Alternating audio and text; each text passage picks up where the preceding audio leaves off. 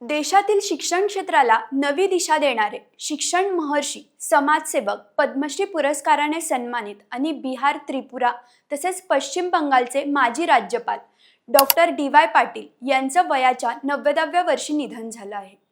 मंगळवारी 4 ऑगस्ट रोजी कोल्हापूर येथे त्यांनी अखेरचा श्वास घेतला.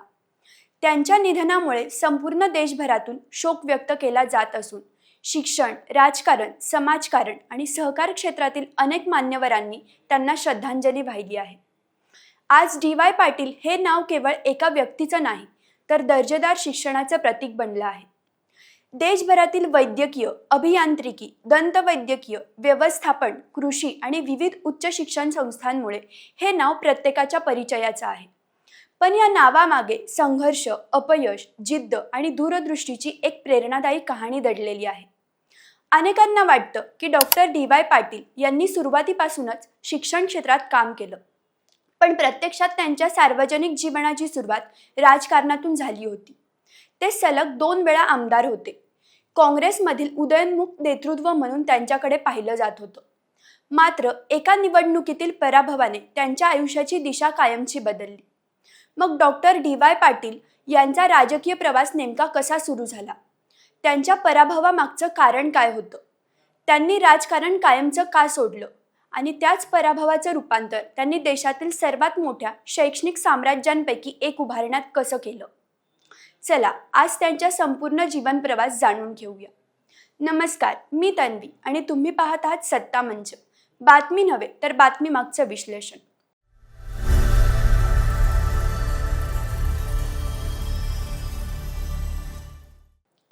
Doctor DY. पाटील यांचा जन्म कोल्हापूर जिल्ह्यातील एका साध्या शेतकरी कुटुंबात झाला.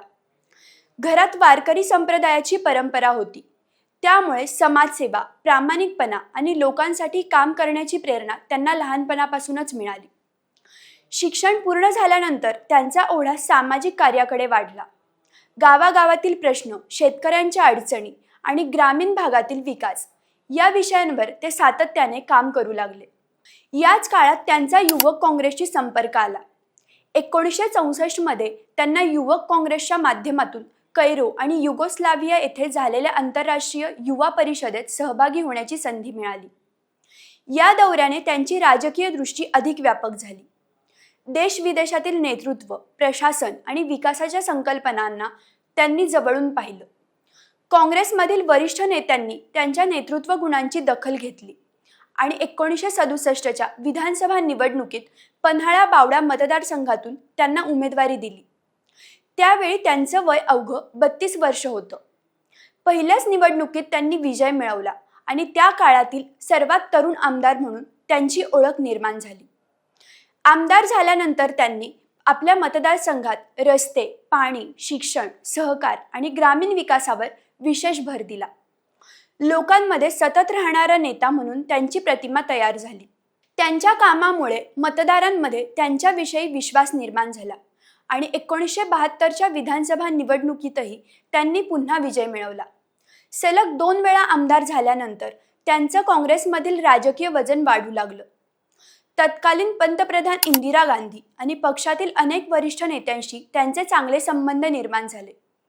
त्या काळातील अनेक राजकीय जाणकारांचं मत होतं की भविष्यात डॉक्टर डी.वाय. पाटील यांना मंत्रिपद मिळू शकतं.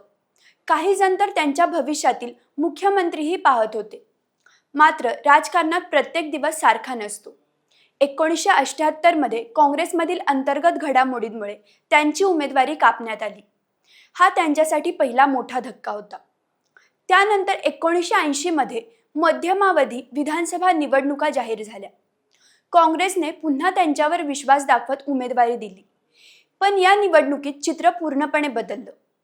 अपक्ष उमेदवार यशवंत एकनाथ पाटील यांनी त्यांचा मोठ्या फरकाने पराभव केला. यशवंत पाटील यांना 38,800 मते मिळाली, तर डॉक्टर डी.वाय. पाटील यांना केवळ 12,913 मतांवर समाधान मानावं लागलं. हा पराभव त्यांच्या राजकीय आयुष्यातील सर्वात मोठा धक्का ठरला. कारण हा पराभव फक्त मतांचा नव्हता. त्यांच्या स्वतःच्या कसबा बावडा गावातूनही त्यांना अपेक्षित पाठिंबा मिळाला नव्हता. निवडणुकीत मोठा आर्थिक खर्च झाला होता. पराभवामुळे आर्थिक फटका बसला. राजकीय कारकीर्द अचानक थांबली आणि मानसिकदृष्ट्याही ते खूप खचले. याच काळात त्यांनी एक असा निर्णय घेतला ज्याने त्यांच्या आयुष्याचा इतिहासच बदलून टाकला. त्यांनी सक्रिय राजकारणातून कायमची निवृत्ती घेतली, मुंबई गाठली आणि स्वतःला एक प्रश्न विचारला, आता पुढे काय? याच प्रश्नाचं उत्तर पुढे लाखो विद्यार्थ्यांचं भविष्य बदलणारं ठरलं. राजकारणातून बाहेर पडल्यानंतर त्यांचा संपर्क तत्कालीन शिक्षण मंत्री रामराव आदिक यांच्याशी अधिक वाढला. शिक्षण क्षेत्रात काम करण्याची प्रेरणा त्यांना याच काळात मिळाली. कोल्हापुरातून शिक्षण संस्थेची स्थापना करण्यात आली. त्यानंतर तत्कालीन मुख्यमंत्री वसंतदादा पाटील यांनी खासगी क्षेत्रालाही अभियांत्रिकी आणि वैद्यकीय महाविद्यालय सुरू करण्याची परवानगी दिली. हा निर्णय डॉक्टर डी.वाय. पाटील यांच्या आयुष्यातील सर्वात मोठा टर्निंग पॉइंट ठरला. त्यांनी ही संधी ओळखली आणि शिक्षण क्षेत्रात मोठी गुंतवणूक करण्यास सुरुवात केली. सुरुवातीला काही संस्था, नंतर महाविद्यालय, त्यानंतर विद्यापीठे असं करत करत त्यांच्या नावाने संपूर्ण देशभर शैक्षणिक संस्थांचं मोठं जाळं उभं राहिलं. आज महाराष्ट्रासह देशातील अनेक राज्यांमध्ये त्यांच्या संस्थांमधून लाखो विद्यार्थी शिक्षण घेत आहेत.